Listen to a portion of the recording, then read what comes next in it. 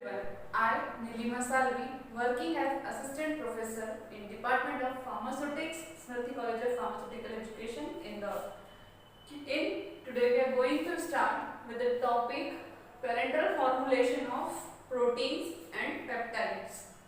In this chapter, in previous classes, we had discussed a detailed study of the protein and peptides or different parameter introduction and how they utilize into the manufacturing of the dosage form, which are their advantage and disadvantages and how we can prevent them through degradation. So this was the detailed study of protein and peptides, and after that then we had started formulation principles. So first of all, start with the formulation principles. So in formulation, what happens?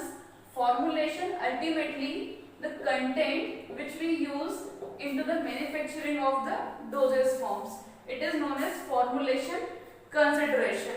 After that, second thing is formation. Formation is none other than method of preparation which we use to manufacture the dosage forms. So these are the two terms, that is formulation and formation. So in formulation principle, we will discuss regarding the content which we use into the formulation of parenterals into or protein peptides parenteral formulations. So in this formulation consideration, first of all we have to take any protein or peptide. So we select the protein or peptide as per their molecular weight or which kind of protein we need into the formulation.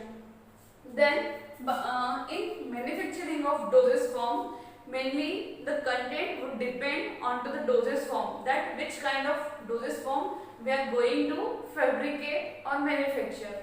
For example, if we are going to manufacture the liposomes or neosome or any other vesicular formulation of the protein or peptide. So if we are going to formulate the vesicular dosage form, so in this vesicular dosage form or the content which is required to manufacture the vesicular dosage form is first of all a phosphatidyl choline, or you can say lecithin. The second thing is cholesterol and surface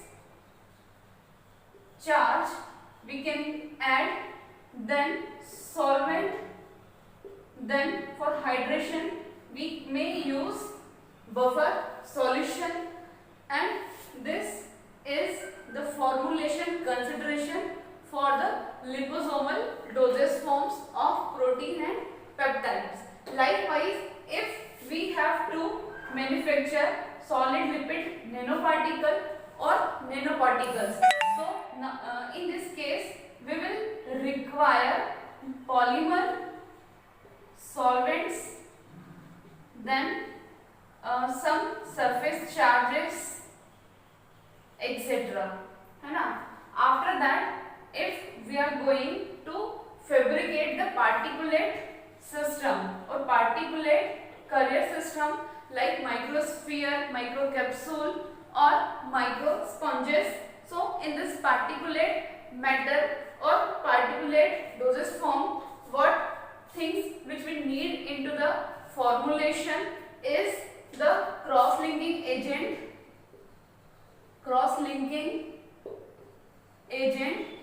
polymer, solvents. Sometimes we also need surfactants to manufacture the dosage form.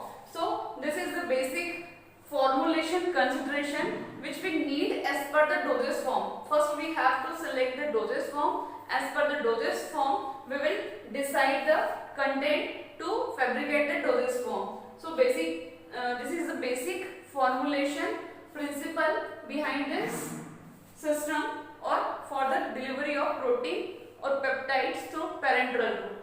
After that, in manufacturing of parenteral formulations, we have to maintain the condition and situations such like sterility. It must be pyrogen free, then it should be leakage free, stability.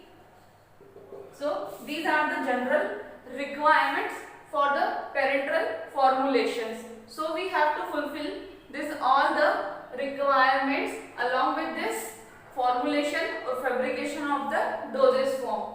Then after that what we have to plan. So ultimately these dosage forms are a rate limiting material or rate limiting step is there into the release of content from the dosage form. That is a rate limiting step. So we have to predetermine the release rate of the dosage form or in which pattern the drug will get released from the dosage form.